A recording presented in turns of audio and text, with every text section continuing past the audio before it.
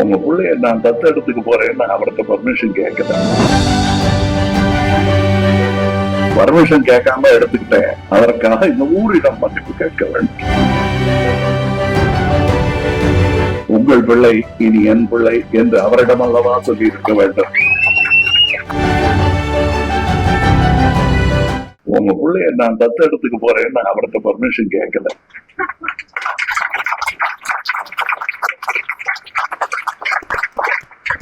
அதற்கான மன்னிப்பை அவரிடத்தில் மட்டும் கேட்டால் அது அவருக்கு சந்தோஷம், எனக்கு பெருமை அல்ல. இது ஒரு சுயநலமான மன்னிப்பு கோரன்னு நினைத்தாலும் பரவாயில்லை.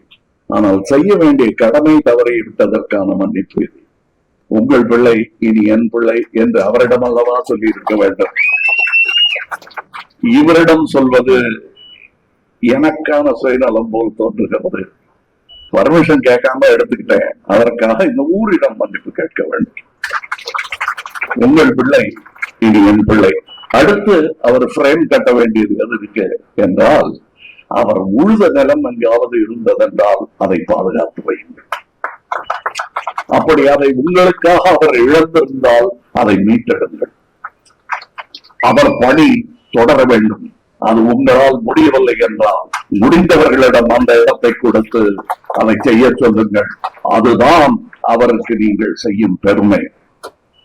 அவர் சட்டை போடாமல் இருந்தவருக்கு நீங்கள் மாட்டிவிடும் பட்டு சட்டை. இது எப்படி எனக்கு இந்த உத்வேகமும் கோபமும் உணர்வும் வருகிறது என்றால், என் தந்தை மரணப்படுக்கையில் இருந்த போது துருப்பிடிச்ச கலர்ல ஒரு கதர் சட்டை போட்டு கலைவாகிறது. அவர்கிட்ட எனக்கு சும்மா பாசத்தை காட்டினதா ஒரு சந்தேகம் வந்துடும் நமக்கு. எஸ்பெஷலி அவங்க போக போறாங்கன்னு தெரியும் போது சரியான பாசத்தை நாம் காட்டினோமா இல்லையான்னு ஒரு டவுட் வரும். அப்ப நான் கேட்டேன், நான் உங்களுக்கு நல்ல சட்டை போட்டு பார்த்ததே இல்லை. அவரை மகிழ்விப்பதற்காக கொஞ்சமா நினைவெல்லாம் நல்லா இருந்துச்சு, மூச்சுதான் கொஞ்சம் கஷ்டப்பட்டுச்சு.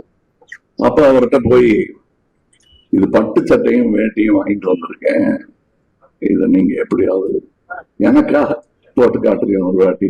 எனக்கு எங்கேயோ குற்ற உணர்வு, என் வேலையை பார்த்துட்டு எங்க அப்பா அப்படி கணக்கால் தெரிய வேட்டி கட்டுறது எனக்கு கொஞ்சம் கஷ்டமா இருக்காது. ஏன்னா எங்க வீட்டுக்கு வர்ற ஆட்கள்லாம் அவர் வாசல்ல உட்காந்து பேப்பர் படிச்சுட்டு இருக்கும்போது ஐயா இருக்காங்களான்னு அவர் கேட்பாங்க, வீடு அவரது.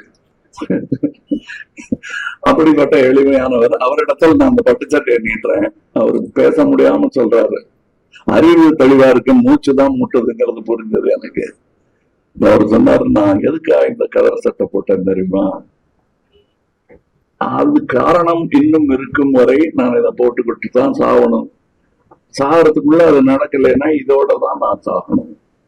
நீ பட்டு சட்டை வாங்கி கொடுக்கணும்னு நினைச்சேன்னா ஒரு 50 கோடி பேருக்காவது வாங்கி கொடு.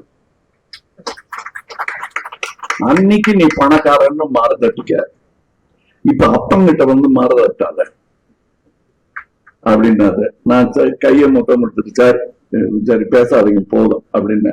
அது காரணம், இதுக்கு மேல இன்னும் சவுக்கடி தாங்க முடியாதுங்கிறதுக்காக நிறுத்தினேன். ஆனால் அதில் ஒரு பொது நலமும் இருந்தது. மூச்சு விட முடியாம கஷ்டப்பட்டு இருக்காரு. அவர்கிட்ட போய் நான் பொழிப்புரை கேட்டுக்கிட்டு இருக்க கூடாது. வாழ்க்கையின் ரகசியத்துக்கு பொழிப்புரை அவர்கிட்ட கேட்கக்கூடாது, நானாக புரிந்து கொள்ள வேண்டும் என்று நான் உணர்ந்த ஒரு மணி நேரத்துல அவர் போயிட்டாரு. செய்திகளை உடனுக்குடன் தெரிந்து கொள்ள கீழ்கண்ட கேபிள் மற்றும் டிடிஹெச் நெட்வொர்க்குகளில் எம்நாடு செய்தி தொலைக்காட்சியை காணுங்கள். பாதகம் செய்பவரை கண்டால் நாம் பயம் கொள்ளலாகாது பாப்பா. மோதி மிதித்து விடு பாப்பா, அவர் முகத்தில் உமிழ்ந்து விடு பாப்பா. அண்மை செய்திகளை உடனுக்குடன் தெரிந்து கொள்ள இணைந்திருங்கள் எம்நாடு தொலைக்காட்சியுடன்.